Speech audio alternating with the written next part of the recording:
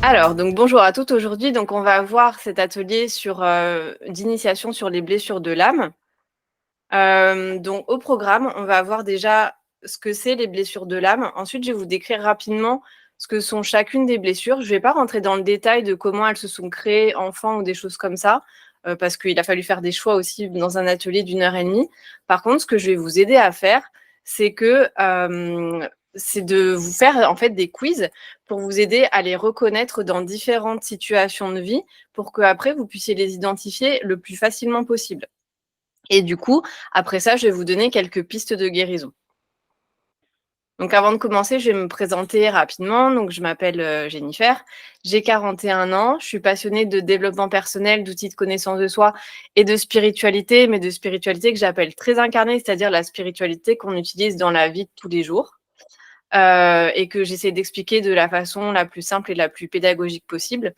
Et en fait, j'ai eu, on va dire, euh, plusieurs vies, comme beaucoup de monde. Une vie avant de tomber gravement malade et une vie après. Donc, avant d'être gravement malade, j'ai été chef d'entreprise, j'ai été directrice marketing. J'étais aussi une personne qui ne savait pas du tout poser de limites et qui ne savait pas dire non. J'étais aussi très hyperactive, j'étais aussi très stressée, mais sans même m'en rendre compte, tellement ça devait être mon mode de fonctionnement normal depuis que j'étais enfant. Et j'étais aussi hyper asservie à mon entreprise, à mes patrons. Enfin voilà, on pouvait me demander tout ce qu'on voulait. J'avais tellement le sens des responsabilités que du coup, j'y allais quoi. Donc, ce qui m'a amené en 2016 à un burn-out. Et puis après, donc j'ai forcément dû beaucoup calmer le jeu, mais visiblement, j'avais pas encore compris la leçon, puisque en 2020, je suis tombée très gravement malade. Là, j'ai failli y passer et du coup, il a fallu que la maladie dure et s'installe pour que enfin je comprenne qu'elle avait des messages à me faire passer, qu'il allait falloir me calmer, qu'il allait falloir non pas être forte, mais être douce avec moi-même et réinventer complètement ma vie. Et en fait, aujourd'hui, je remercie sincèrement cette maladie parce que si j'avais pas eu aussi peur pour ma vie, je pense que j'aurais pas osé faire des changements complètement radicaux dans ma vie. Et donc aujourd'hui, je suis ce qu'on appelle une solopreneur qui a repris sa liberté, qui est capable de travailler depuis partout. Donc comme je le disais, je rentre de 6 mois aux Philippines et en Thaïlande et ça m'a apporté énormément de choses. Je rentre plus dans un moule, ce qui n'est pas forcément facile quand on se présente dans des cercles classiques, on va dire, puisque j'ai réinventé mes métiers. Je suis aujourd'hui auteure, enseignante spirituelle et thérapeute, mais je préfère appeler ça guérisseuse d'âme. Donc, on va déjà commencer par voir en fait ce que sont les blessures de l'âme. En fait, donc, moi, je suis enseignante spirituelle spécialisée dans les missions de vie. C'est vraiment quelque chose qui me tient à cœur, c'est de en fait savoir pourquoi on est incarné, pourquoi on est sur Terre, qu'est-ce qu'on est venu faire. Et en fait, dans les missions de vie, il y a plusieurs choses. Il y a d'une part connaître sa personnalité profonde, savoir qui on est derrière tous les masques, derrière toute l'éducation qu'on a reçue, derrière tout ce qu'on nous a enseigné, derrière tous les masques sociaux qu'on met pour se présenter en public, au travail. C'est vraiment savoir qui est-ce qu'on est au plus profond de nous. Et parfois, ça peut être très différent de ce qu'on s'est construit comme personnalité, on va dire, à cause de notre entourage, de la vie en général, de la société. C'est aussi de savoir donc pourquoi on s'est incarné, quel est notre but de vie, qu'est-ce qu'on est venu faire dans cette vie. Et c'est aussi guérir nos blessures de l'âme. Et ça, guérir les blessures de l'âme, c'est une mission de vie qui est universelle. Autant votre personnalité, votre but de vie, c'est des choses qui sont propres à vous-même, autant guérir ces blessures de l'âme, c'est quelque chose qui est commun à nous tous. On est né pour guérir des blessures de l'âme. Et ça se fait un petit peu dans la douleur, mais voilà, on est vraiment là pour ça. On est venu en fait pour arrêter de souffrir. Je ne sais pas si vous avez remarqué qu'on a des situations qu'on revit très souvent, des schémas cycliques, vraiment des espèces de cercles vicieux, des schémas répétitifs dans lesquels on se retrouve régulièrement. On fait face aux mêmes types de personnes qui nous font ressentir les mêmes émotions très négatives. Et en fait, ça arrive jusqu'à ce qu'on en prenne conscience et qu'on se dise stop, là j'en peux plus, c'est trop, et qu'on vienne faire face à ces blessures et qu'on ait vraiment envie d'arrêter de souffrir. tant qu'on n'y fait pas face, on va malheureusement continuer à souffrir puisqu'on est là pour apprendre à identifier nos blessures de l'âme et à en guérir et à arrêter enfin de souffrir. Hem, Quand on fait face à des situations, quand on est adulte, dans notre vie d'adulte et que, c'est quelque chose qui nous fait profondément souffrir, c'est quelque chose sur lequel on va avoir une surréaction, parfois même juste une remarque d'un collègue ou d'un conjoint ou d'un parent, en fait, va nous faire complètement vriller et d'autres personnes autour pourraient se dire: «Bah, dis donc, c'est un peu surréagir, que de réagir comme ça». En fait, quand on surréagit à une situation dans la vie d'adulte, c'est parce que ça nous ramène à une situation d'enfance qui a été super difficile pour nous et qui a en fait, provoqué un trauma, qui a provoqué une blessure profonde et du coup, ben, qu'on n'a pas encore, auquel on n'a pas encore fait face parce que tout ce à quoi on fait face en termes de blessures, en termes de trauma quand on est enfant, c'est des choses sur lesquelles on s'est construit, c'est des choses qui sont vraiment profondément ancrées et du coup, en fait, en tant qu'adulte après, la moindre petite chose qui nous ramène à ça, qui nous ramène à l'émotion qu'on a ressentie face à cette blessure et ben, ça va prendre des proportions qui sont énormes et hem et donc l'univers va nous amener toujours des situations qui vont être très désagréables et qui vont nous ramener à ça, pour qu'on accepte de faire face à ces blessures et qu'on arrive à les guérir. Et pourquoi ça se passe comme ça? C'est terrible, hein, de se dire, «Dis donc l'univers il est pas très sympa, il me veut pas du bien là, à m'envoyer des choses comme ça». En fait, l'être humain est ainsi fait que c'est les épreuves qui nous marquent le plus, c'est les épreuves qui nous font le plus, radicalement évoluer. Alors, même si les choses positives de notre vie, elles peuvent aussi nous faire évoluer de la bonne façon, hein. Quand on rencontre, par exemple, un instituteur, qui nous fait beaucoup de compliments et qui nous donne confiance en nous, quand on a un parent qui nous donne confiance en nous, quand on rencontre un mentor qui veut nous élever, ça nous fait aussi évoluer, de manière, positive et ça nous donne confiance en la vie. Donc la vie, elle est aussi faite de ces encouragements, encore heureux, mais elle est aussi faite de ces épreuves qui sont amenées à nous faire évoluer d'une façon assez radicale. Un burn-out, c'est hyper dur et ben, c'est aussi là pour nous faire évoluer d'une façon dont on n'aurait certainement pas osé évoluer si on n'en avait pas fait. C'est un moment où on va avoir envie d'aller creuser, d'aller chercher pourquoi il se passe ça parce qu'en fait, c'est allé tellement loin que du coup, on se dit: «Non, là, plus jamais, je ne veux plus que ça se reproduise». Donc du coup, je vais aller faire en sorte de chercher pourquoi ça s'est produit et d'arrêter enfin de souffrir et c'est là qu'on va aller souvent creuser dans notre enfance, qu'on va aller trouver ce qui s'est passé et qu'on va après faire des changements de vie qui sont les plus radicaux possibles. Changer de métier, changer de rythme, enfin voilà, faire vraiment des vrais changements. Donc tout ça, je vous disais, ça fait écho à des blessures qu'on a eues dans l'enfance et en fait, si c'est si difficile, c'est parce que l'enfance, c'est une période qui est quand même hyper importante dans notre vie. C'est le moment où on est le plus vulnérable, c'est le moment où on est en train de se construire, c'est le moment où pour nous, en fait, tout ce qu'on nous inculque, tout ce que nous inculquent les adultes, que ce soit nos parents, que ce soit des personnes de référence, que ce soit notre nounou, que ce soit notre instit, que ce soit les grands-parents, enfin les personnes qui s'occupent de nous. En fait, pour nous, c'est notre monde. C'est le monde tout entier. C'est en fait, on sait même pas que ça peut se passer autrement ailleurs. Pour nous, c'est comme ça qu'on construit notre identité, c'est comme ça qu'on construit nos schémas relationnels, et c'est un moment, en fait, où on n'est pas armé, où on ne sait pas qu'il peut se passer d'autres choses et où on est dépendant des autres. Du coup, on n'a pas le choix, on vit les choses comme elles se présentent et pour nous, ça construit notre monde. Ça construit notre cadre de référence, ça construit la façon dont on perçoit le monde et après ça a un impact qui est énorme, en fait, sur notre vie d'adulte.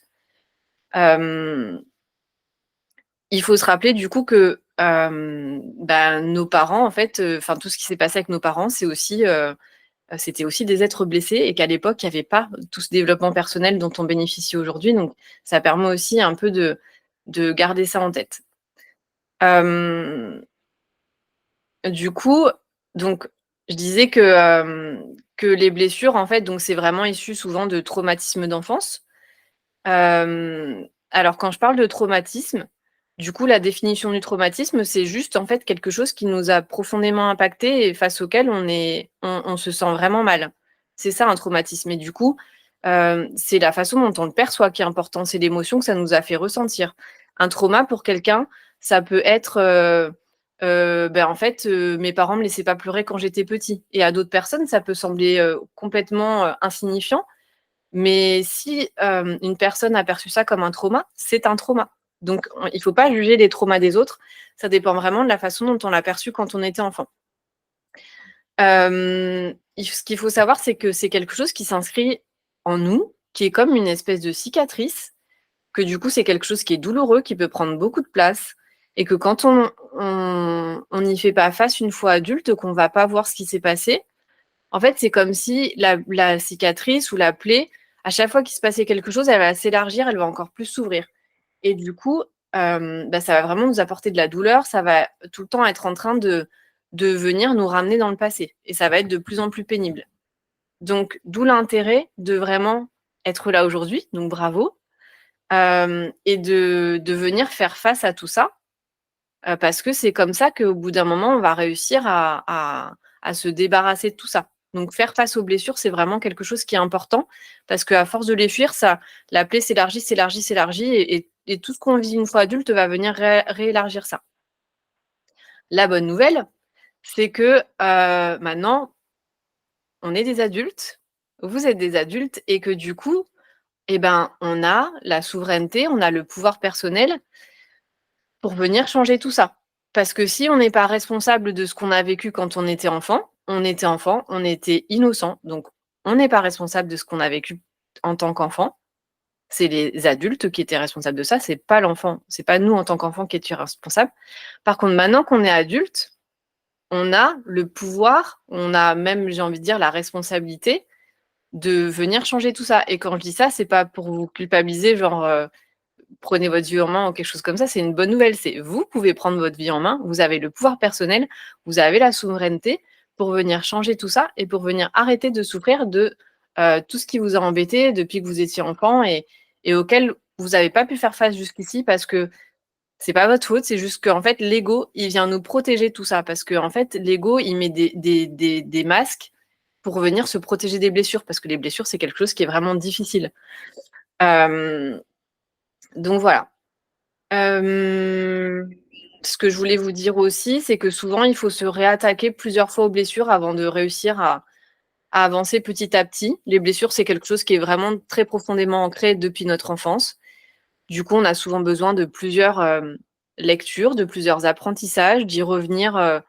Moi, j'y reviens tous les ans, en fait, justement, en préparant les ateliers. À chaque fois, je rajoute des choses que j'ai appris depuis, des expériences que j'ai entendues ou que j'ai vécues. Et du coup, je peux les ajouter dans mes ateliers. Et à chaque fois, ça me refait vraiment retravailler. Et je me dis, ah ben tiens, ça, la première fois que je l'ai travaillé, je m'en étais pas rendu compte. J'avais beaucoup travaillé sur ma blessure principale, mais maintenant que j'ai travaillé sur ma blessure principale, et ben, je me rends compte que dans les relations amoureuses, j'ai encore celle-là qui vient encore me titiller, ou alors maintenant que j'ai travaillé celle-là et que j'ai vraiment dégrossi, je me rends compte que cette blessure-là à laquelle j'avais pas trop fait attention parce qu'elle était moins grosse, en fait, elle est aussi présente, donc je vais pouvoir travailler dessus. Donc voilà, du coup, les blessures, c'est quelque chose qu'il est intéressant en fait de venir travailler régulièrement. Et puis en plus, au fur et à mesure, ça devient un automatisme. Et plus on arrive à les identifier, et plus c'est facile de les reconnaître dans la vie de tous les jours et de pouvoir en fait prendre de la hauteur et se dire ah tiens, là en fait c'est une blessure, c'est pas moi qui suis en train de réagir, c'est ma blessure. Donc ouais, je vais vous décrire rapidement chacune des blessures et après on va passer au quiz. Comme ça, en fait, vous allez voir à quel point vous allez pouvoir reconnaître dans la vie de tous les jours les blessures, en fait, qui sont les blessures, c'est pas vous, hein. Les blessures, c'est le masque que vous mettez pour justement ne pas trop souffrir et que votre ego vous protège de ça. Donc, je vais vous décrire rapidement les 5 blessures qui ont été décrites par Lise Bourbeau. Donc, on a d'abord la blessure du rejet. La blessure du rejet, c'est vraiment avoir l'impression de ne pas avoir le droit d'exister. souvent les personnes qui souffrent de la blessure du rejet, elles ont pas trop envie de se montrer.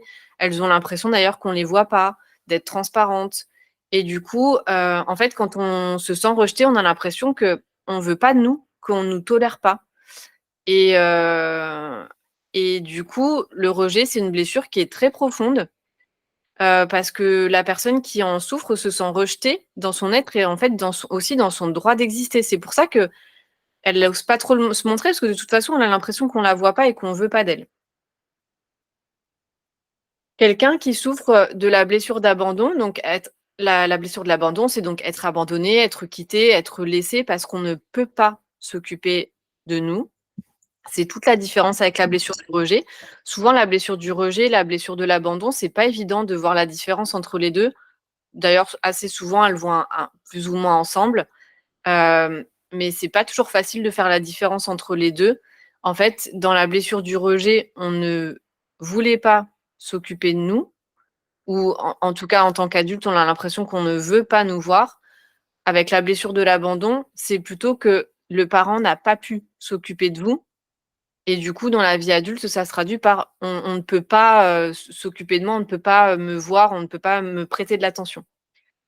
Hem Et donc du coup, plus la blessure de l'abandon, elle est importante, plus on s'abandonne soi-même, plus on se laisse tomber et plus on abandonne d'autres personnes, des situations ou des projets. La blessure de l'humiliation, donc l'humiliation, c'est se sentir humilié, se sentir rabaissé, s'abaisser ou aussi abaisser quelqu'un d'autre. C'est aussi ressentir de la vexation. La honte aussi est une émotion qui est très présente quand on souffre de la blessure, de l'humiliation. Et du coup, on va inconsciemment provoquer des situations dans lesquelles on va avoir honte. La blessure de la trahison, donc c'est, subir le fait que quelqu'un ne garde pas ses engagements auprès de nous, n'est pas loyal envers nous, n'est pas fidèle, n'est pas dévoué ou n'est pas digne de notre confiance. Et la blessure de l'injustice, en fait, quand on ressent la blessure de l'injustice, c'est qu'on se sent pas apprécié à notre juste valeur, on se sent pas respecté. Et aussi, beaucoup de personnes qui souffrent de la blessure de l'injustice ont l'impression de ne pas, mériter, ce qu'on reçoit. Elles vont avoir beaucoup de mal, par exemple, à recevoir les compliments, les personnes qui souffrent de la blessure de l'injustice. Hem, donc voilà. Du coup, on va passer au quiz. Je vais vous demander de normalement, je vous avais demandé de prendre de quoi noter. Donc si vous ne l'avez pas, c'est le moment d'aller le chercher. Donc vous prenez une feuille et un stylo et en fait, ce que je vais vous demander, donc on va regarder, dans 4 situations différentes, comment reconnaître de façon, assez, facile, de quelle blessure vous souffrez ou de repérer de quelle blessure des personnes de votre entourage, souffrent. Parce que c'est les blessures de l'âme, elles servent aussi parfois à repérer, les blessures de la personne qui vous fait souffrir. Ça vous permet aussi parfois de un peu mieux comprendre, ce qui se trame là-dessous. Et donc du coup, ce que je vais vous demander, c'est de noter donc pour ces 4 situations, donc en général, ensuite vous notez 1, 2, 3, 4, 5 puisque ça va être le score de chacune des blessures et à la fin, on va découvrir à quelle blessure ça correspond, donc vous allez pouvoir noter, la blessure.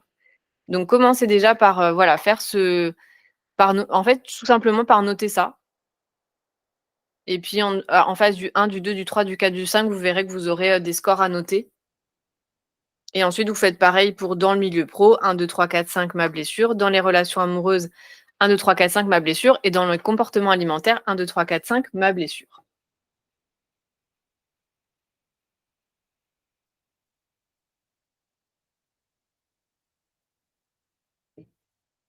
Est-ce que c'est clair, ce que j'ai dit jusqu'ici et les consignes pour, noter Oui, ce que vous c'est bon, on note. T'inquiète pas, on est juste en train d'écrire. OK. Ouais, parce que je vous vois pas, en fait. On va laisser le micro ouvert si ça te fait moins d'écho.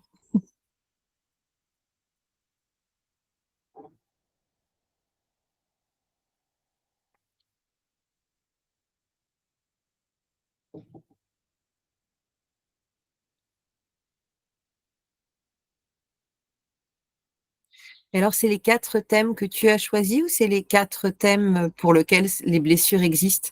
Général, pro, amoureux et alimentaire? Bah, en fait, je trouve que c'est la façon la plus facile de les étudier. Après, il manque ce qui s'est passé quand on était enfant, il manque l'impact sur le physique, comment en fait votre physique s'est adapté à votre blessure. Donc non, c'est pas les seuls quatre. On va dire que c'est les plus grandes catégories. D'accord. C'est bon, vous avez fait votre petite fiche de notation? C'est bon pour moi. Ouais, c'est bon. Ok, super. Alors, donc on va regarder en règle générale comment on peut les reconnaître. Donc vous voyez là à chaque fois en haut à droite, vous avez donc 1 qui correspond en fait à ce que vous allez noter comme score à côté de 1 sur votre fiche en général. Et donc du coup, je vais vous demander en fait, je vais vous citer à chaque fois 4 affirmations. Et du coup, vous allez en fait mettre un score si vous vous reconnaissez dedans ou pas. Là, par exemple, si vous vous reconnaissez dans ces quatre comportements-là, ben, vous allez noter 4 à côté de la slide 1 et ainsi de suite. Et du coup, bien sûr, plus votre score sera élevé, plus à la fin, on découvrira à quelle blessure ça correspond. Et voilà. Alors, donc pour cette blessure numéro 1, qu'on découvrira après. Donc, vous cochez, enfin, vous notez le score si vous avez tendance à vous dévaloriser, à vous croire nul et sans aucune valeur. Vous comptez 1 point.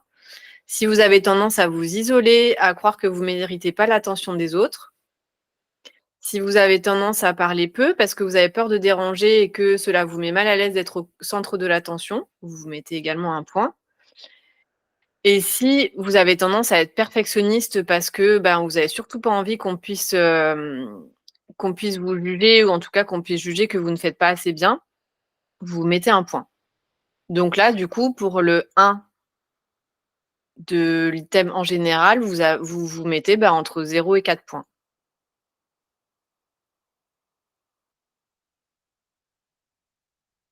Je vous laisse un petit peu réfléchir.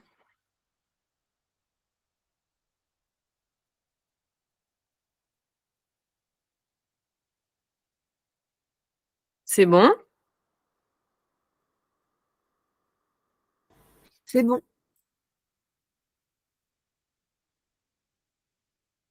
Ensuite, pour le numéro 2, pareil, vous mettez entre 0 et 4 points, suivant si vous avez tendance à être dépendante et avoir l'impression de ne rien savoir faire seule, ou en tout cas vraiment que vous avez l'impression d'avoir besoin d'être avec quelqu'un pour faire les choses. Si vous avez, alors là c'est quelque chose qui est pas hyper facile à identifier parce que c'est des termes qui sont un peu durs quand même de se dire qu'on a des comportements de victime. En tout cas que vous avez tendance à vouloir attirer l'attention et qu'on s'occupe de vous. Là vous pouvez vous mettre 1 point aussi. Si vous avez aussi tendance à vouloir sauver les autres. Et si vous avez tendance à avoir souvent des hauts et des bas émotionnels, donc si parfois vous allez très bien et si parfois à l'inverse vous avez l'impression vraiment de ne pas avoir le moral, que tout va mal, vous pouvez aussi vous mettre 1 point.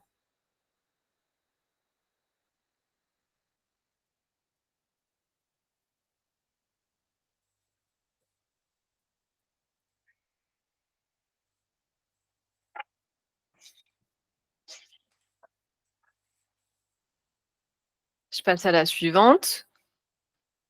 Donc pareil, sur le numéro 3, vous vous mettez entre 0 et 4 points, suivant si vous avez tendance à vous faire du mal ou à vous punir avant que d'autres ne le fassent. Donc si vous avez un peu une tendance à l'auto-flagellation, on va dire, que ce soit, alors c'est pas forcément physique, hein, ça peut aussi être vraiment tout le temps être en train de s'en vouloir, de se dire je suis nul. Si vous avez tendance à avoir besoin de posséder des choses matérielles, parce que c'est ce qui aussi vous rend fier de vous. Si vous avez une tendance à vous occuper des gens et que du coup, ça vous crée aussi pas mal de contraintes et d'obligations dans votre vie. Et si vous avez une tendance à vivre dans les excès, donc excès alimentaire, excès, d'achat,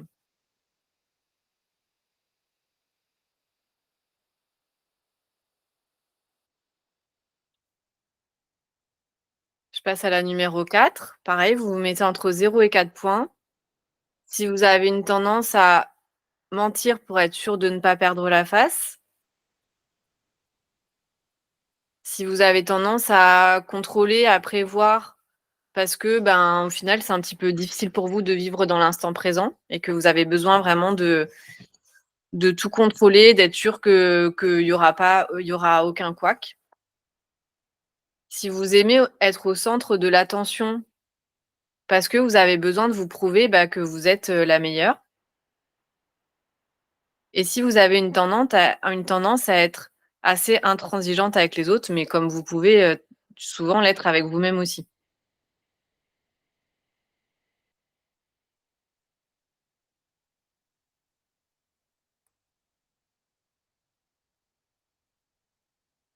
Et enfin, le numéro 5 donc de cette série des comportements qu'on a en général. Pareil, entre 0 et 4 points. Si vous avez tendance à paraître froide, en tout cas, c'est ce que les gens, heu, peuvent dire de vous au premier abord, mais en fait, au fond de vous, vous savez que c'est plutôt pour cacher, votre sensibilité. Si vous avez tendance à faire preuve d'un perfectionnisme qui est exacerbé, parce que vous avez tellement peur de recevoir des reproches que vous préférez, du coup, faire preuve de bah, en fait, qu'on puisse rien vous reprocher. Si vous êtes très attaché à la notion de mérite et si c'est important pour vous, en fait, que de mériter les choses, que, il faut en avoir fait suffisamment pour mériter des compliments, par exemple. Et que si vous avez l'impression d'avoir fait 2 trucs, bah, dans ces cas-là, vous allez pas accepter les compliments. D'ailleurs, globalement, vous avez du mal à les accepter. Et enfin, est-ce que vous avez tendance à ne demander de l'aide à personne et à tout le temps vous débrouiller seul?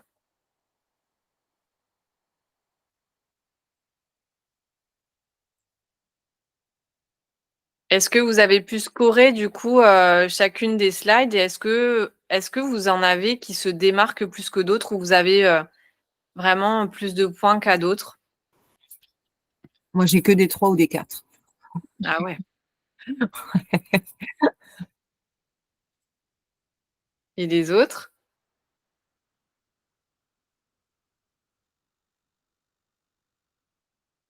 Faut mettre ton micro, on t'a pas entendu. Oui, non, j'ai de tout. J'ai du 3 et du 0. OK. Ça va s'affiner de toute façon avec, les autres quiz qu'on va faire.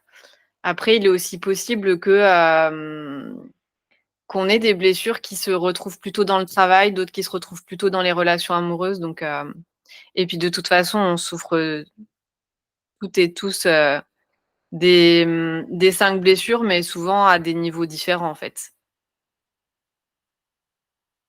Alors du coup, le résultat est, si vous avez mis le plus gros score sur le 1, et bah, c'est probablement que vous souffrez de la blessure de l'abandon. Si le plus gros score est sur, le 2, c'est probablement que vous souffrez de la blessure du rejet. Le 3, c'était la blessure de l'humiliation. Le 4, la blessure de la trahison et le 5, la blessure de l'injustice. Bon, c'était un premier round un petit peu pour s'échauffer. Après, ça va peut-être s'affiner avec les comportements, dans la sphère amoureuse, dans la sphère pro et dans les comportements alimentaires. Alors, on va faire la même chose maintenant pour le milieu pro. Donc pareil, vous mettez un score entre 0 et 4. Alors, la première blessure, c'est est-ce que vous avez tendance à ne pas aimer aller vite ou en tout cas, vous aimez pas qu'on vous demande d'aller vite? Quand, votre chef, par exemple, vous dit, que c'est à rendre pour dans 1 heure, c'est quelque chose, qui vous déstabilise complètement et que vous aimez pas du tout. Vous avez, à l'inverse, besoin, vous, vraiment de prendre du temps pour faire les choses bien. Est-ce que, encore plus, vous avez honte quand vous estimez que les autres vont plus vite que vous à faire les tâches? Est-ce que vous prenez beaucoup de tâches? Vous allez vraiment en prendre beaucoup sur le dos, vous allez vous surcharger? Et enfin, est-ce que vous avez tendance à ne pas vous sentir reconnu pour ce que vous faites?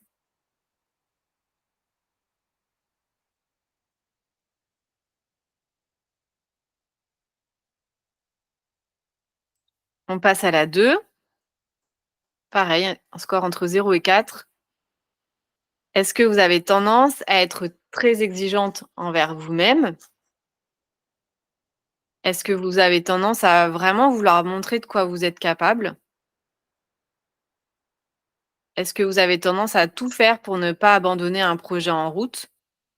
C'est hyper important pour vous de rester jusqu'à la fin, même si, vous êtes épuisé, même si vous n'en pouvez plus, vous allez vraiment tout faire pour pas abandonner un projet en route?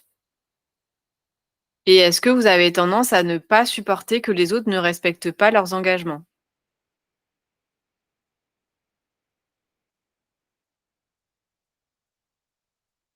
Je passe à la 3.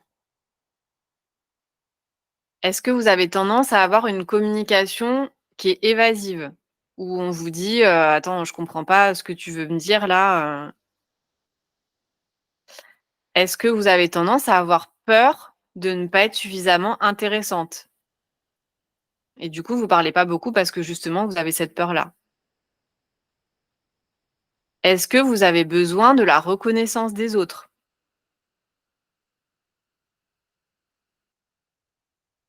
Et enfin, est-ce que vous avez tendance à chercher à faire les choses parfaitement pour être sûr qu'on ne puisse pas vous faire de reproches?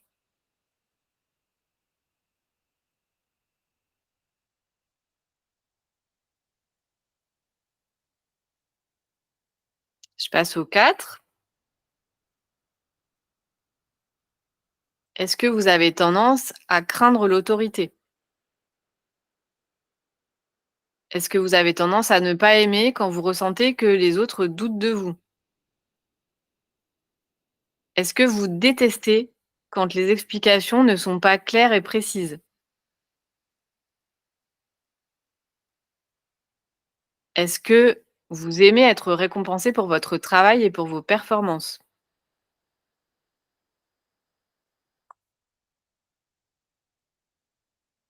Et enfin le 5,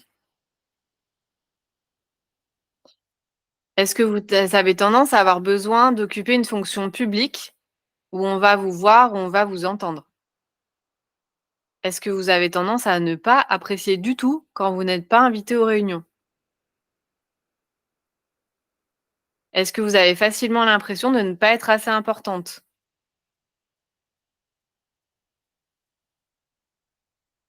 Et est-ce que vous avez tendance à capter les émotions des personnes et à les prendre pour vous et à vous laisser impacter par ces émotions des autres?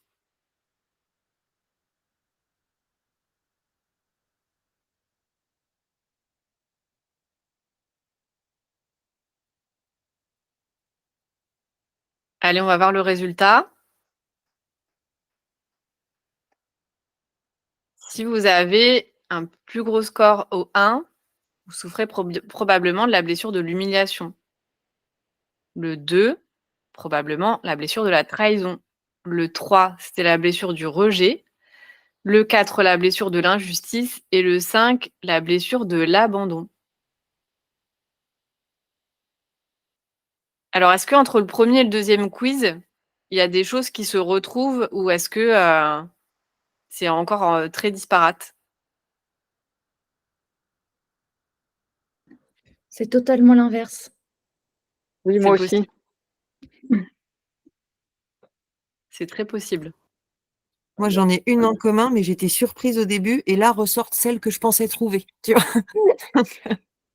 Bah, c'est marrant parce que moi, en premier niveau de lecture, je tombe les deux sur ce que je n'estimais pas du tout être une blessure. Donc, parfait. Ouais, et ben ça, paraît-il que plus on dit: «Ah non, non, ça c'est pas du tout ma blessure», c'est celle-là. Oui. Merci, Jenny. Allez, on va affiner tout ça avec, votre blessure, donc comment les reconnaître dans les relations amoureuses. Je répète, hein, que, très souvent, on n'a pas les blessures, enfin les blessures qu'on a dans une sphère ne se retrouvent pas forcément dans l'autre. Donc c'est très possible que vous retrouviez une blessure différente. Alors, donc en 1, vous allez scorer de 0 à 4 si vous avez tendance à ne pas réussir à accepter l'amour de votre partenaire. Si vous avez tendance à rêver d'une relation, mais que vous n'arrivez pas à vous y ouvrir. Si vous avez tendance à faire à votre partenaire ce que vous n'aimeriez pas qu'il vous fasse. Et si vous avez tendance à vous accrocher souvent physiquement à votre partenaire, en mode petit koala.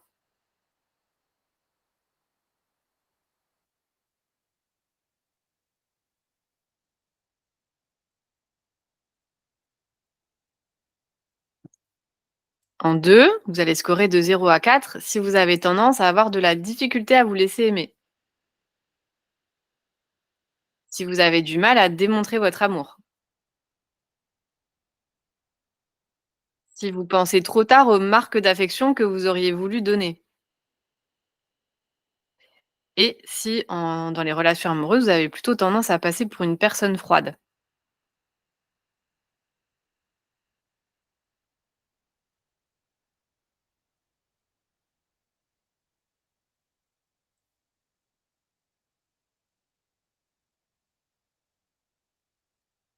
En 3, vous allez scorer de 0 à 4 si vous avez tendance à vous montrer possessive. Si vous avez beaucoup d'attentes envers votre partenaire. Si vous avez tendance à être lunatique. Et si vous avez peur de l'engagement.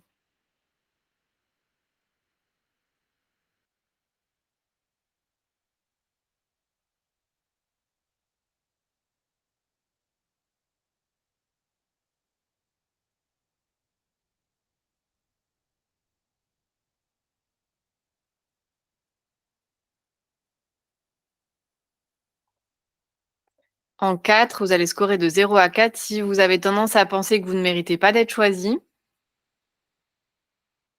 Si vous avez tendance à rejeter ceux qui vous aiment. Si vous avez tendance à passer facilement de l'amour à la haine. Et si vous avez tendance à rejeter les personnes du sexe opposé.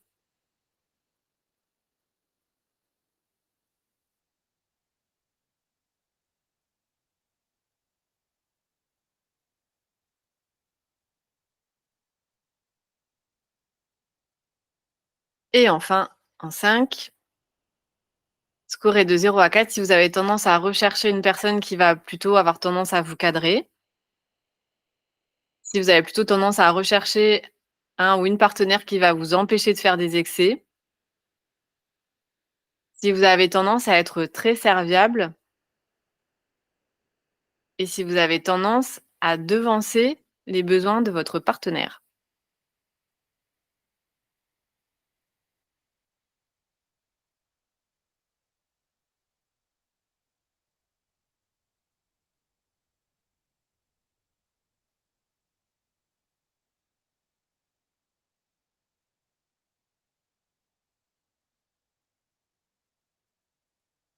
Et le résultat, si votre plus grand score est dans le chiffre 1, vous souffrez probablement de la blessure de l'abandon en amour. Le 2, c'était la blessure de l'injustice. Le 3, la blessure de la trahison. Le 4, la blessure du rejet. Et le 5, la blessure de l'humiliation. Est-ce que vous vous reconnaissez dans ces blessures?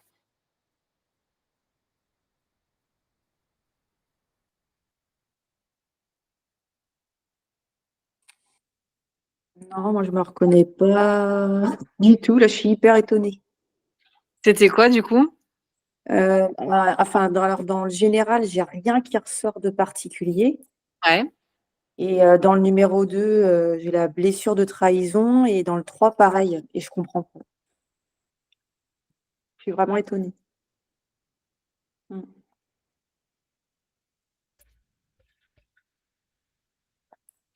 Moi, ce qui m'étonne surtout, c'est que c'est le premier domaine où mes chiffres sont beaucoup plus bas.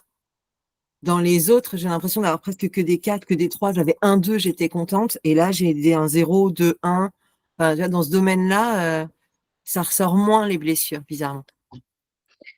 Ouais, après, c'est peut-être juste que en fait, dans ton enfance, tu t'es construite avec un cadre sain dans ce domaine-là, et que du coup, ben pour toi, c'est pas vraiment un sujet, quoi. Oui, mais alors que bizarrement, pas du tout. Et je pensais vraiment que c'était le sujet, tu vois. Donc, comme quoi. Après, là, je vous ai mis que 4 items à chaque fois de chacune des blessures.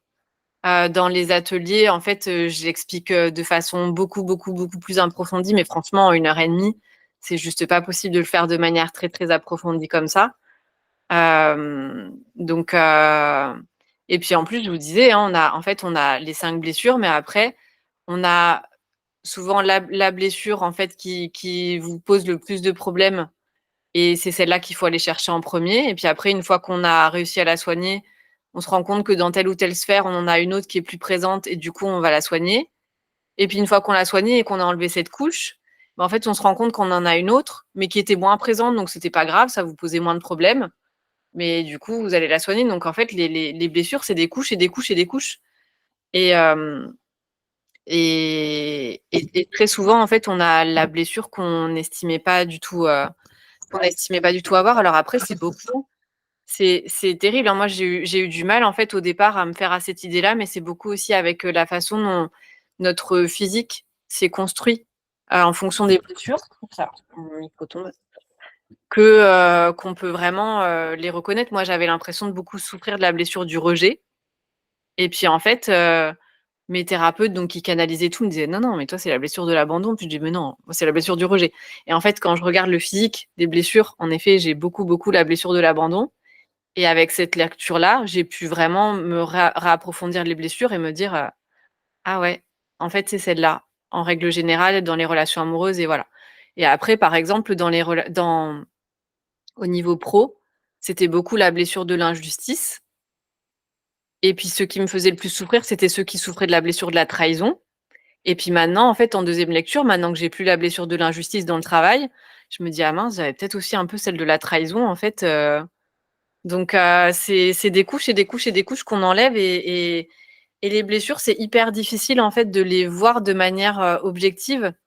Et je trouve que souvent aussi, ce qui aide beaucoup, c'est de voir, par rapport à l'impact du physique. Enfin, en fait, plus on fait de tests et plus on arrive à recouper des choses, et plus au fur et à mesure, on arrive à affiner, en fait, vraiment quelle blessure on a. Et après là, c'est pareil, je vous disais, je vous ai mis que 4 items par blessure. En vrai, c'est beaucoup, beaucoup, beaucoup plus profond, et du coup, on arrive d'autant mieux à identifier vraiment, «Ah oui, d'accord, en fait, là, du coup, je me reconnais plus là-dedans», donc et puis, il faut savoir aussi qu'il y a aussi notre ego qui est là pour nous protéger de ce qui est difficile à voir, et que c'est pas facile de regarder nos blessures et de se dire: «Oh, j'ai ces comportements-là qui sont quand même pas très jojo». Et du coup, c'est difficile aussi d'aller, en fait, se confronter à ça et de se dire, «Ah mince, mais c'est moi, je me comporte vraiment comme ça». C'est pas facile, ça demande, beaucoup de courage, donc bravo d'être là. Et voilà, donc le fait que vous vous reconnaissiez pas dans vos blessures, c'est soit une part de votre ego qui vous protège, soit c'est juste que dans ce que j'ai décrit, comme, c'est pas complet du tout, bah, il y a des choses dans lesquelles, vous êtes reconnu, mais si vous aviez tous les items, vous vous reconnaîtriez peut-être plus dans une autre blessure, donc voilà, ça peut être plusieurs choses. Je vous montrerai après, je crois j'avais dû faire un article de blog avec les impacts, physiques. Je vous les montrerai après, comme ça, peut-être que ça va vous éclairer aussi. Alors, on va passer aux comportements alimentaires, qui peuvent aussi être un indice assez fort. Hem, donc là, ça va être des scores sur 3 cette fois. Est-ce que vous avez tendance à préférer les aliments croustillants? Est-ce que vous avez très peur de prendre du poids? Et du coup, vous avez tendance un peu à contrôler votre alimentation et être vraiment sûr de pas manger des choses trop grasses, et de faire très attention à la composition de votre assiette. Et enfin, est-ce que c'est relativement facile pour vous de suivre un régime et de vous contraindre, on va dire, à une certaine alimentation?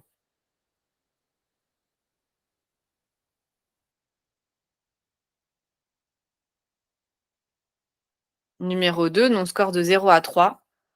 Est-ce que vous avez, à l'inverse, plutôt tendance à aimer les aliments qui sont mous? Est-ce que vous avez tendance à avoir bon appétit? Donc les bonnes assiettes, ça vous fait pas peur du tout, au contraire? Et est-ce que vous avez tendance à manger plutôt lentement?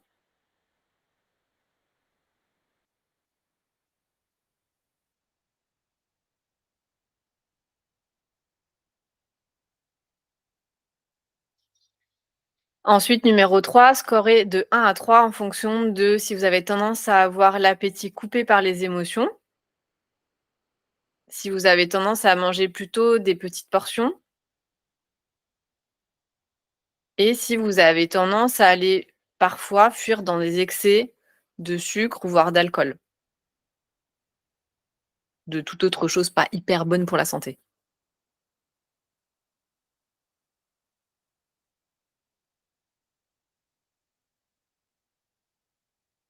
Numéro 4, est-ce que vous avez tendance à vous alimenter debout sans vraiment vous mettre à table?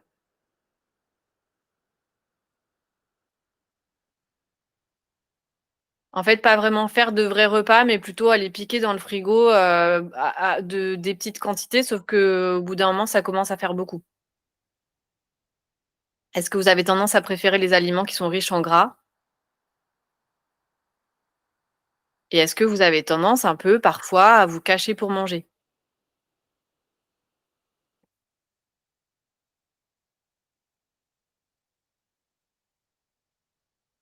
Et enfin, est-ce que vous avez tendance à vous alimenter rapidement?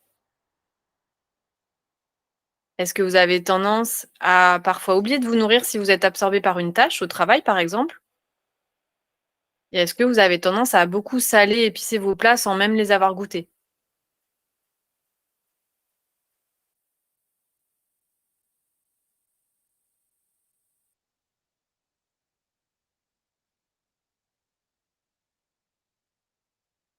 Et voici le résultat.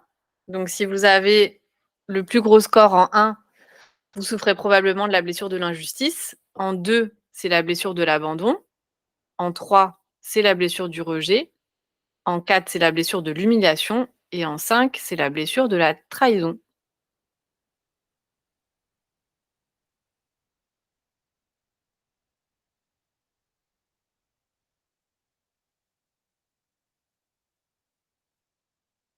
Je vais me remettre sur l'écran.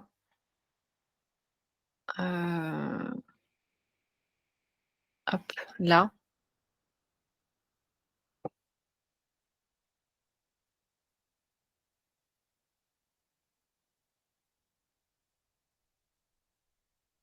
Est-ce que vous avez du coup des choses qui concordent, des choses qui reviennent ou est-ce que, ça part dans tous les sens?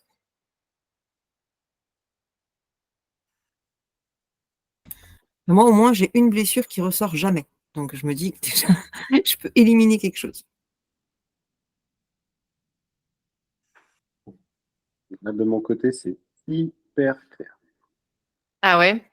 Là, j'en ai qu'une qui revient systématiquement, quasiment, sauf une fois.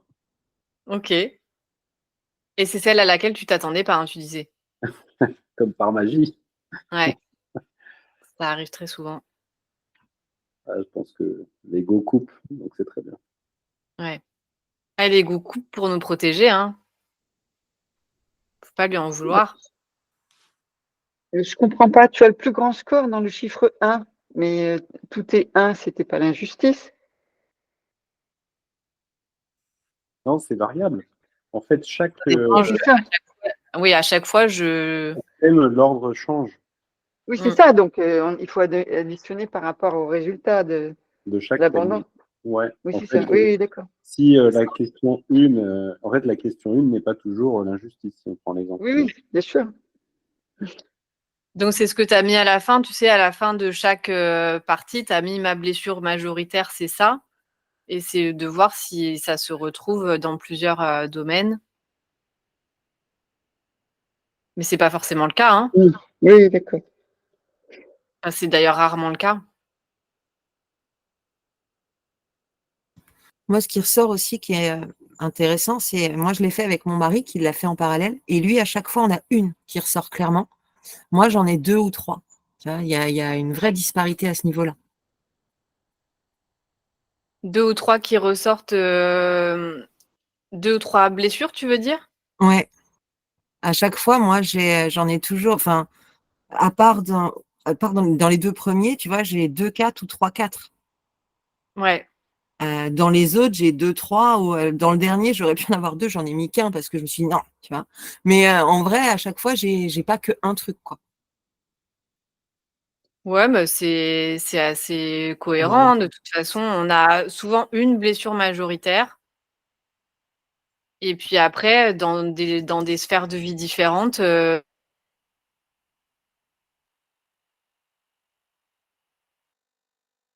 vie,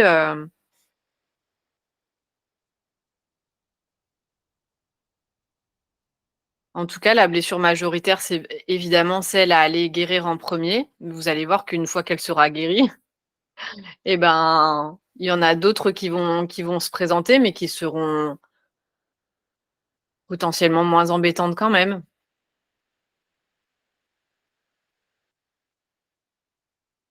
Alors, c'est bien beau de les identifier, mais après, quand même, le truc, c'est de les guérir. Donc, je vous ai fait, je vais me remettre du coup sur ma présentation. Hop. Avant de passer à cette partie sur la guérison, je voulais vous parler de la Bold School.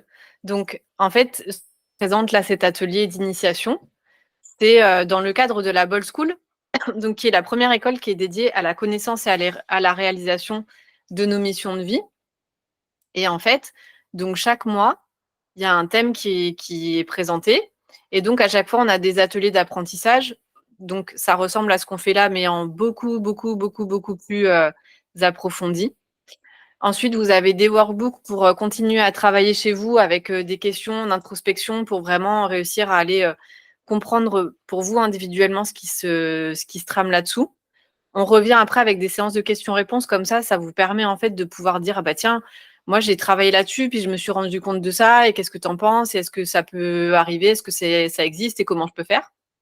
Et puis je vous fais aussi des soins collectifs pour aller un peu dégommer des choses qui sont un peu difficiles. D'ailleurs, si on a le temps, j'aimerais bien vous faire quelque chose à la fin pour réussir à aller déprogrammer des scènes qui vous ont un peu impacté et que vous aimeriez aller un peu en fait, vous aimeriez bien vous en débarrasser, quoi. Et donc, je vous disais qu'à chaque mois, en fait, on étudiait des thématiques différentes. Alors, tout est fait pour converger vers la connaissance et la réalisation de vos missions de vie. Donc, depuis le début de l'année, avec les élèves, on a fait de la numérologie, donc ce qui permet de connaître notre personnalité profonde, notre évolution avant et après 30 ans, comment trouver notre équilibre, comment trouver notre métier idéal, trouver notre vie amoureuse idéale et détecter nos talents. On a aussi fait une partie d'astrologie qui permet encore de connaître d'autres personnes, toujours dans le cadre de la mission de vie. Là, donc, en avril et en mai, on va avoir les blessures de l'âme. Après, on refait de l'astrologie. En septembre, on va travailler sur le système nerveux, qui est le siège de nos traumas et qui nous apporte beaucoup de stress, d'hypervigilance au quotidien, parfois de la procrastination, parfois de la fuite en avant. Ensuite, on va faire, avec le tarot, on va réussir à détecter notre ikigai, notre talent, nos forces, nos missions de vie. Et enfin, on va travailler sur l'équilibre des chakras et savoir les rééquilibrer nous-mêmes. Donc, à chaque fois, en fait, vous avez des outils qui vous aident en fait vraiment à aller vers la connaissance et la réalisation de vos missions de vie. Il y a des outils qui vont vous permettre de vous apporter des apports de savoir vraiment qui vous êtes au fond de vous, vos talents et votre mission de vie. Et il y en a d'autres qui vont être là pour plutôt travailler sur les blessures. Et pour travailler sur les blessures, comme c'est des choses qui sont assez difficiles, je les ai réparties dans le programme pour pas que ce soit tout en même temps, parce que je sais que c'est des moments qui sont un peu difficiles, mais qui sont néanmoins très utiles, parce que quand on n'a plus nos blessures de l'âme, et quand on n'a plus de trauma, ou quand on n'est plus dans le stress, on peut avancer beaucoup plus facilement pour aller concrètement vers nos missions de vie. Voilà, c'était la petite aparté. Et maintenant, je vais vous apporter quelques pistes de guérison. Normalement, moi, en fait, la guérison des blessures de l'âme, ça se fait en 9 parties. Donc, première partie, accepter sa part d'ombre et puis aller reconnaître ses blessures, aller accepter ses blessures et accepter ses émotions négatives. La partie 2, c'est de savoir se pardonner et s'aimer. Donc, pardonner, s'aimer inconditionnellement et arrêter de nourrir nos blessures. Et la partie 3, donc la guérison, c'est accueillir ses émotions positives, reconnaître nos blessures en voie de guérison et reconnaître les qualités de nos blessures une fois guéries. Parce qu'il ne faut pas croire que les blessures nous apportent que des choses négatives. Je vais pas avoir le temps de vous détailler les 9 parties, mais je vais déjà vous faire quelques pistes. Donc, la partie 1, c'est déjà d'arriver à reconnaître nos blessures. Et en fait, ça va reconnaître nos blessures, c'est aussi savoir se dire, prendre du recul et se dire « Ah, là, c'était pas vraiment moi qui agissais ou qui répondais. » Ou alors, si on est blessé par quelqu'un, c'est se dire « Ah, là, quel masque il a mis pour venir me blesser ?» Et c'est de savoir les reconnaître. Et du coup, en les reconnaissant, on comprend que c'est la blessure qui est en train de répondre, qui est en train d'agir. Et c'est plus facile, en fait, de prendre du recul et de prendre de la hauteur en comprenant, en fait, que c'est la blessure qui est en train d'agir, en ayant du coup de la compassion. Parce que, en fait, les gens qui ont les blessures, c'est quelque chose qui nous fait souffrir et qui font souffrir les autres aussi. Donc, en les reconnaissant et en prenant de la hauteur, c'est plus facile de se dire, voilà, c'est pas vraiment moi ou c'est pas vraiment lui, c'était la blessure qui a réagi. Quand on souffre de la blessure du rejet, donc on met le masque du fuyant. Et le masque du fuyant, ça nous porte à vouloir fuir une situation ou une personne avec qui on croit vivre du rejet. Parce que du coup, la peur qu'on a derrière, c'est de paniquer, de se sentir impuissante. L'abandon, on met le masque du dépendant. Et en fait, le masque de dépendant, il nous fait devenir comme un petit enfant qui a besoin et qui cherche l'attention, alors en pleurant, entre guillemets, en tout cas en allant chercher de l'attention, en se plaignant, en disant qu'on a des situations négatives dans notre vie, ou en étant soumise à ce qui se passe, parce qu'on croit qu'on ne peut pas y arriver seul. Par exemple, quand on dit « j'ai pas le choix », c'est beaucoup la blessure de l'abandon en fait qui vient s'exprimer. Quand on souffre de l'humiliation ou quand quelqu'un face à nous souffre de l'humiliation, il va mettre son masque du masochiste. Et en fait, dans ces cas-là, on oublie nos propres besoins, on pense qu'à ceux des autres. Et du coup, on va toujours être prête à rendre service, même en allant au-delà de nos limites. Quand on souffre de trahison ou que quelqu'un d'autre souffre de trahison, on met son masque de contrôlant. Et du coup, on a tendance à devenir méfiante, sceptique, sur nos gardes, à être intolérante, à être autoritaire.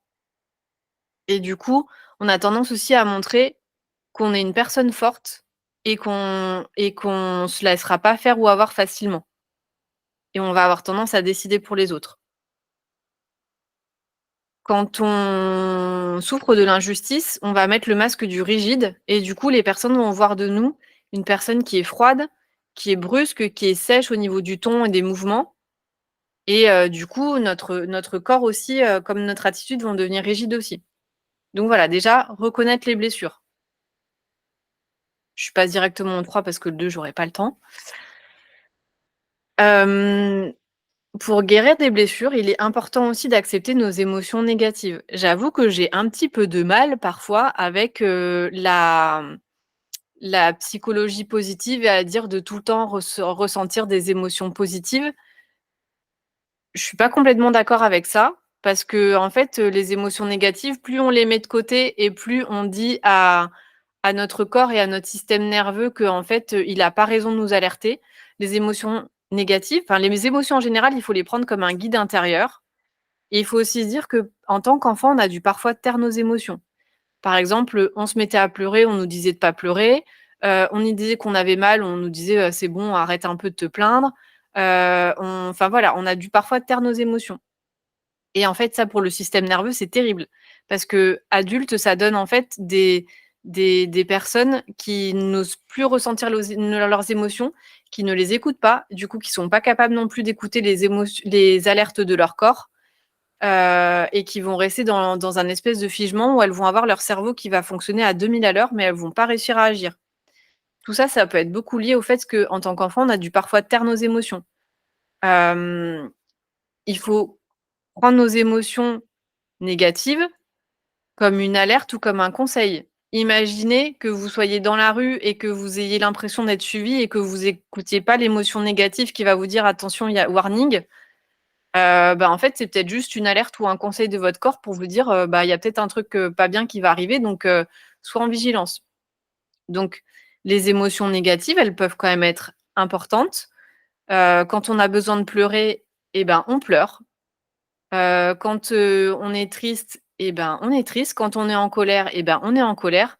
Le tout, c'est de ne pas s'y accrocher.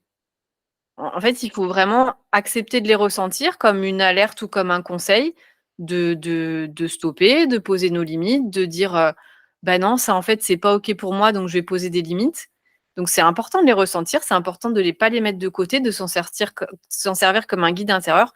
Par contre, c'est important aussi de ne pas s'y accrocher, de ne pas rester accroché à de la colère ou à de la tristesse. Une des autres étapes pour guérir des blessures, c'est de pardonner. En fait, c'est normal en fait d'en vouloir à ses parents, c'est humain, ou d'en vouloir aux personnes de référence qui se sont occupées de nous et qui nous ont fait souffrir. Ce qu'il faut se dire, c'est que nos parents ou les adultes de l'époque étaient aussi des enfants qui avaient été blessés, qu'il n'y avait pas le développement personnel comme on y a droit aujourd'hui, qu'il y a aussi des personnes qui souffrent trop pour pouvoir faire face à leurs blessures, et que du coup, on a aussi fait face en fait à des adultes qui sont des enfants qui continuent à être blessés. Donc, du coup, c'est humain d'en vouloir à ses parents, mais il faut aussi se dire que c'était aussi dans nos parents, il y avait aussi des enfants blessés. De toute façon, quand il y a quelqu'un qui agit mal, honnêtement, souvent, c'est l'enfant blessé en fait qui agit, mais pas ce qui souffre. Et du coup, en fait, quand on pardonne pas à ses parents, plus tard, on peut reporter cette rancune qu'on a sur les personnes du même sexe ou du sexe opposé. Et du coup, on alimente en fait la blessure. En ayant de la compassion pour les personnes qui nous ont fait du mal, pour les personnes qui nous ont élevés dans des conditions qui n'étaient pas forcément les bonnes, pour les personnes qui, ou pour nos parents qui nous ont inculqué ces blessures.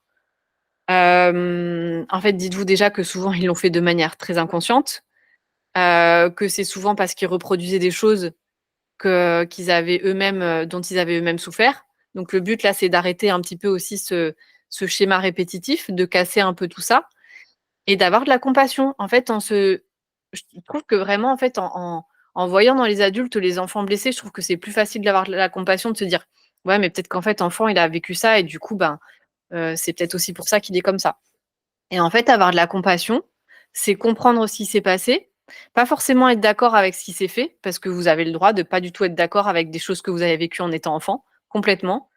Par contre, vous pouvez comprendre et du coup avoir de la compassion et vous dire ok, il a vécu quelque chose de pas cool, donc peut-être qu'il a fait ça comme ça, il l'a pas fait exprès, enfin il a pas, en tout cas pas fait consciemment. Et du coup, en fait, arrêtez d'être tout le temps dans de la rancœur, parce que en fait, c'est vous que vous blessez plus quand vous continuez à être dans la rancœur. Donc, vous voyez dans les adultes qui vous ont fait du mal, des parents blessés, et peut-être vous arriverez à avoir un peu de compassion, à comprendre, pas forcément à pardonner, mais en tout cas à comprendre et à passer à autre chose en fait, et à pas reproduire ça vous dans votre vie adulte. Une des clés aussi, c'est de s'aimer inconditionnellement.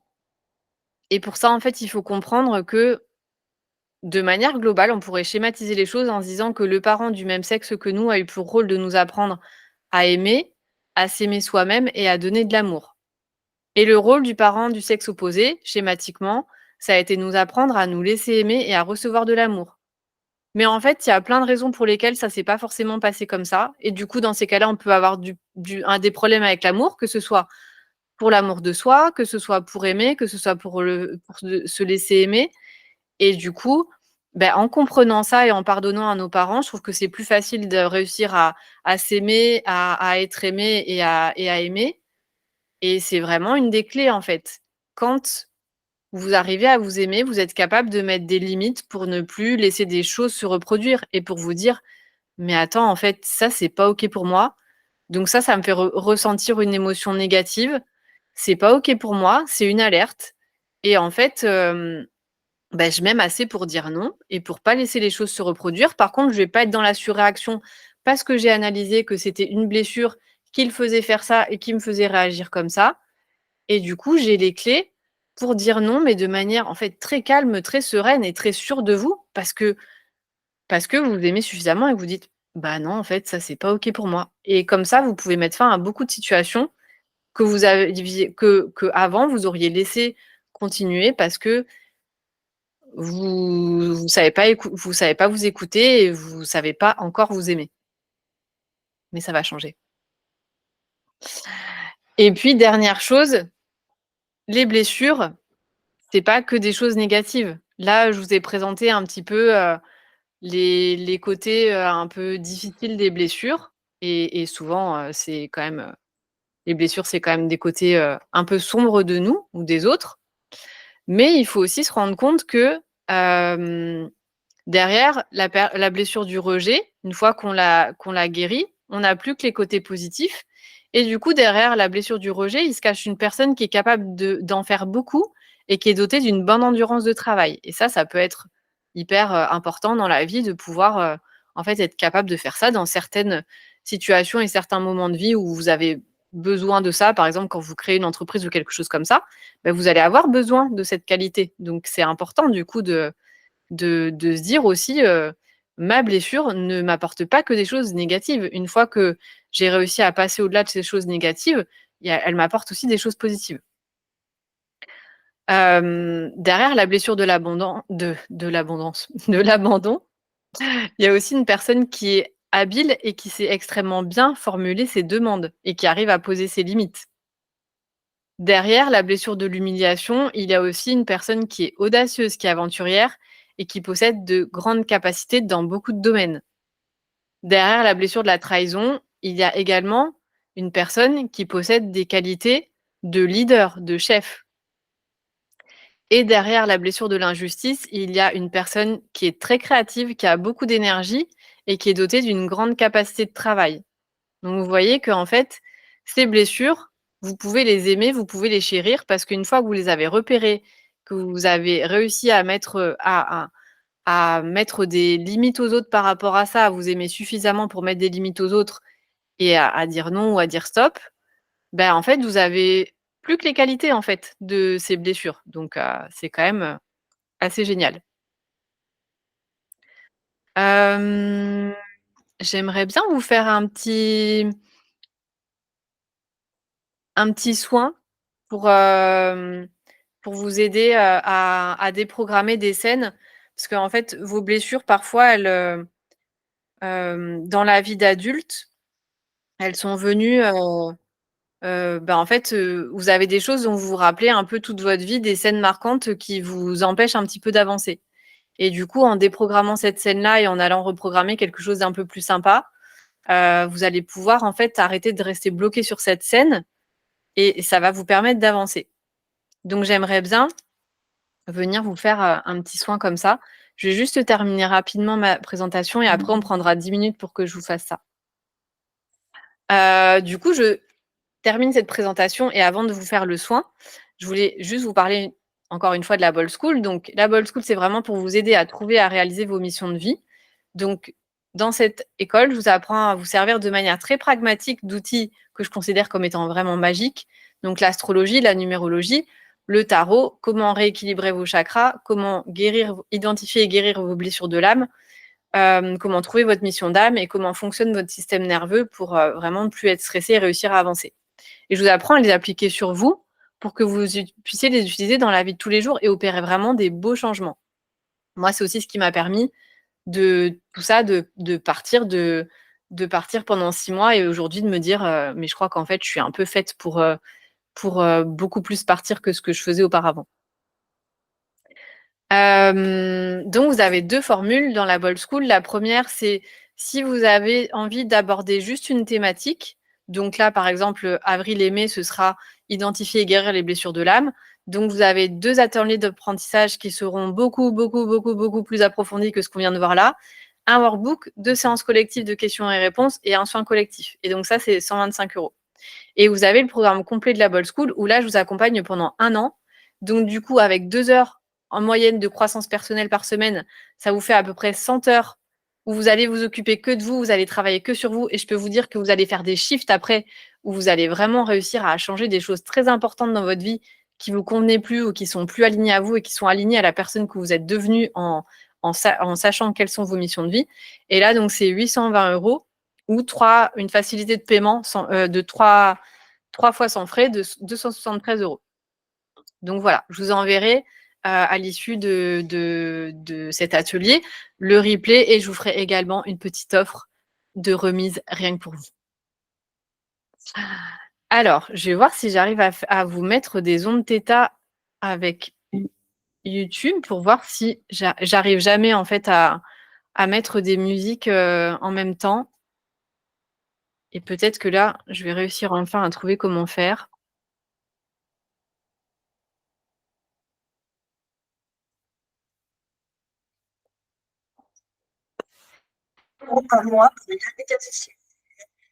Hop là.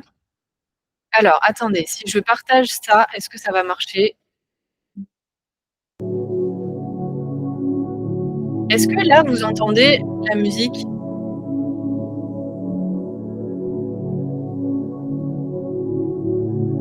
Quelqu'un peut me répondre si vous entendez la musique du coup? Oui, c'est bon, on entend. Super. Alors cette musique, c'est des ondes θ. En fait, ça ralentit les ondes du cerveau et du coup, ça vous permet de vous mettre plus facilement dans un état un peu de conscience modifiée, dans un état méditatif, voire d'hypnose. Je vais vous demander de vous installer très confortablement. Donc soit là, vous avez plus du tout besoin de prendre de notes, donc mettez vos cahiers, vos stylos de côté. Enlevez votre caméra, comme ça vous serez plus à l'aise. Je vais vous demander de vous installer soit en étant allongé, soit en restant assis, mais vraiment dans une position confortable. De fermer les yeux, de prendre 3 grandes respirations.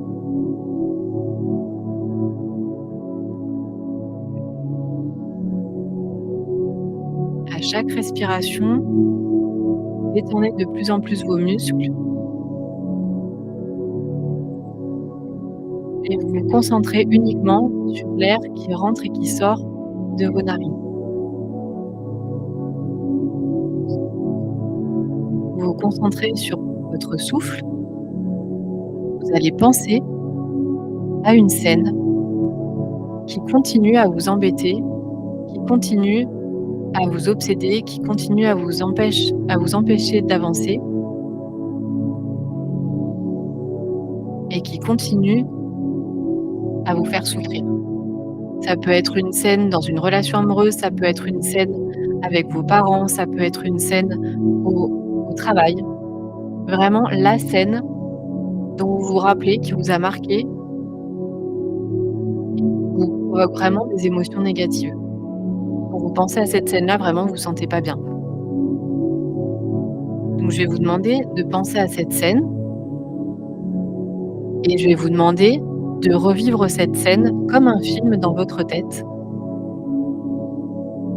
Et je vais vous demander de ressentir toutes les émotions que vous avez ressenties à ce moment-là, d'entendre les intonations de voix de la personne qui vous parlait, d'entendre la vôtre, de vous remémorer s'il y avait des odeurs particulières, s'il y avait des sons particuliers, s'il y avait des lumières particulières dans cette scène, de vous rappeler vraiment l'environnement qui est autour de vous, de vous rappeler vraiment de toute cette scène avec vos 5 sens. Donc vous passez cette scène, je sais que c'est très agréable,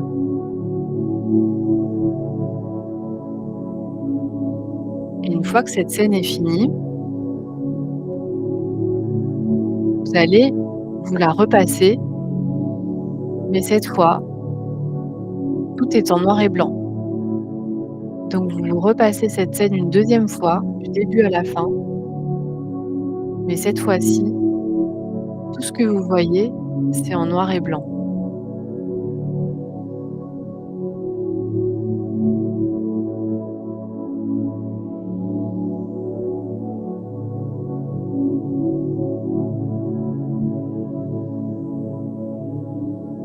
Une fois que la scène est passée, vous allez revenir au début de la scène et cette fois, vous allez revoir cette scène toujours en noir et blanc, mais en accéléré. Tout va très vite, du coup, les sons sont également déformés, le son des voix est également déformé.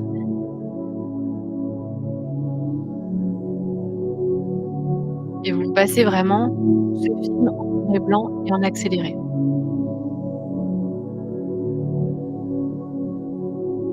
Du coup, quand vous passez la scène en accéléré, ça donne vraiment en plus une voix ridicule à la personne qui vous a fait souffrir.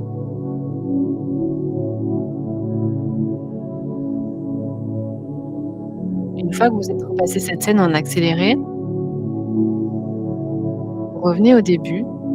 La scène est toujours en noir et blanc, et cette fois, elle passe au ralenti. Et du coup, les voix sont également ralenties et les voix sont également déformées. Vous repassez cette scène du début à la fin en noir et blanc, ralenti, avec les voix déformées par ce ralenti.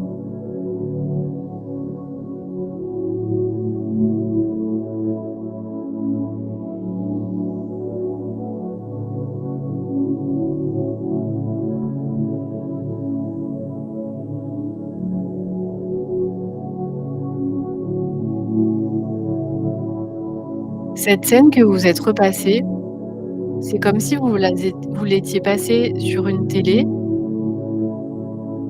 et que cette scène, elle était enregistrée sur une bande dans un magnétoscope. Donc vous allez aller chercher cette cassette, vous allez couper la bande qui est dans cette cassette, vous allez découper la bande en plusieurs scènes et vous allez recoller les bandes mais dans un ordre complètement aléatoire. Vous allez ensuite remettre ces bandes remises dans un ordre complètement aléatoire dans la cassette. Vous allez remettre la cassette dans le magnétoscope. Et là, vous allez vous repasser la scène en noir et blanc. Par contre, la scène est découpée en micro-scènes qui sont dans un ordre complètement différent et qui n'ont plus ni queue ni tête.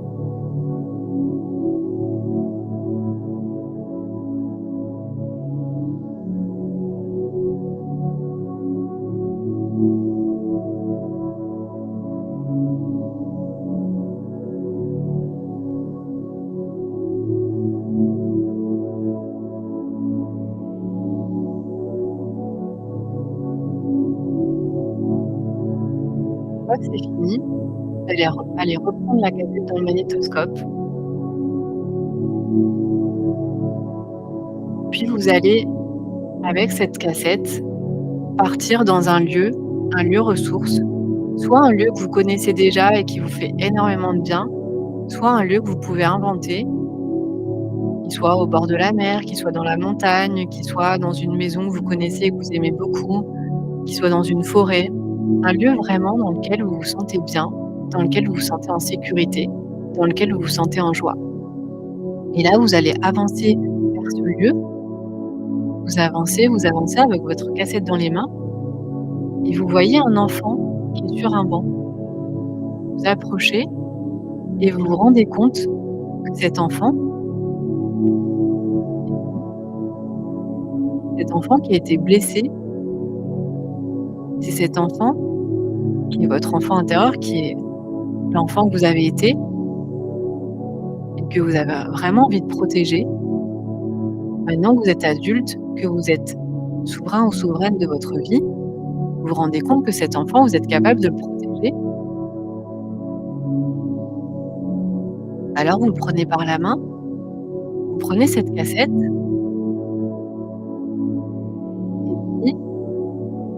vous allez, tous les deux, vous débarrasser de cette cassette, vous débarrasser de cette scène qui n'a fait que vous pourrir la vie, qui vous a empêché d'avancer, vous a blessé. Vous allez vous en débarrasser de la façon dont vous voulez. Ça peut être soit de la jeter dans la mer, ça peut être soit de l'enterrer dans la forêt, ça peut être soit de la brûler. Vous en débarrasser vraiment de la façon dont vous voulez, la façon qui est la plus juste. Si taper par terre et la casser, vous pouvez la taper contre un mur et la casser, ou vraiment vous utilisez les émotions et la manière que vous préférez pour vous débarrasser de cette cassette. Et puis une fois que c'est fait, vous allez prendre cet enfant dans vos bras, qui est vous quand vous étiez enfant et qui est aussi votre enfant intérieur, et vous allez lui dire qu'à partir de maintenant,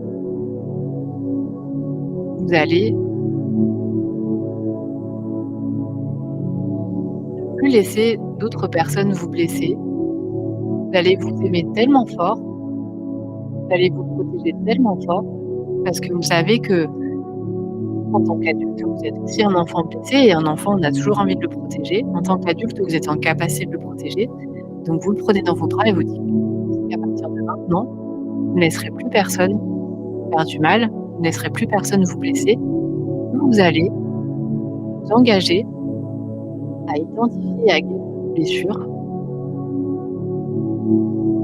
que votre enfant intérieur, votre enfant blessé, l'enfant que vous avez été, vous allez le guérir, vous allez le débarrasser de tout ça, et vous allez tous les deux arrêter de souffrir.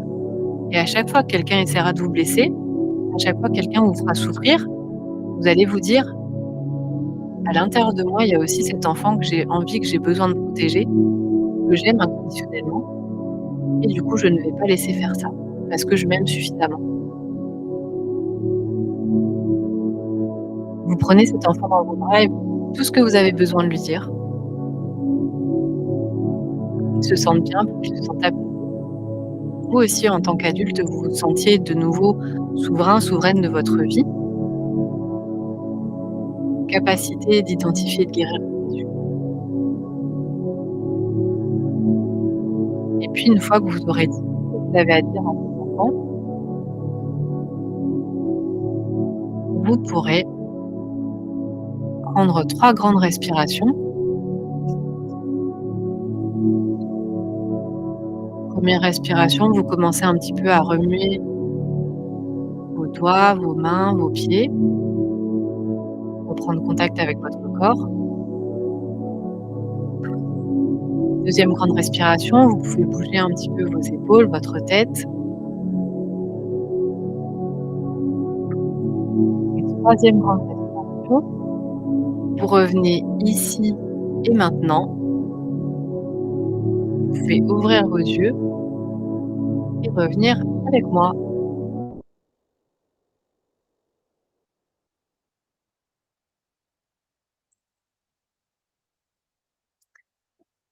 Voilà, mesdames et messieurs.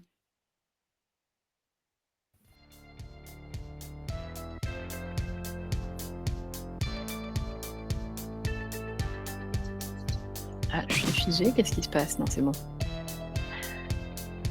Eh bien, j'espère que cet atelier, qui était vraiment une initiation de chez Initiation, dans la Bold School, on va beaucoup plus loin que ça, vous aura un petit peu appris sur vous et sur vos blessures, que ce petit soin très rapide vous aura aussi fait du bien. Sachez que ce n'est qu'un mini aperçu de ce qu'on fait dans la Bold School. Et j'espère que vous allez nous rejoindre, parce que vraiment, on vit des trucs super et on se transforme en plus ensemble, en créant aussi des émulations de groupe et des dynamiques de groupe qui sont super. Donc voilà, j'espère que vous allez nous rejoindre. En tout cas, je vous remercie beaucoup d'avoir été présente, que ce soit ici en live ou en replay pour ceux qui nous regarderont après. Et bien, si vous avez des questions, n'hésitez pas à m'envoyer un message. Et puis, je vais vous envoyer le replay très rapidement. Je vais essayer de le monter cet après-midi. Et je vous enverrai également l'offre spéciale pour nous rejoindre. Je vous remercie encore. Je vous souhaite une excellente après-midi et je vous dis à très bientôt. Merci beaucoup à toi aussi. Avec Bon grand plaisir. après-midi. Merci, bye bye. Au revoir.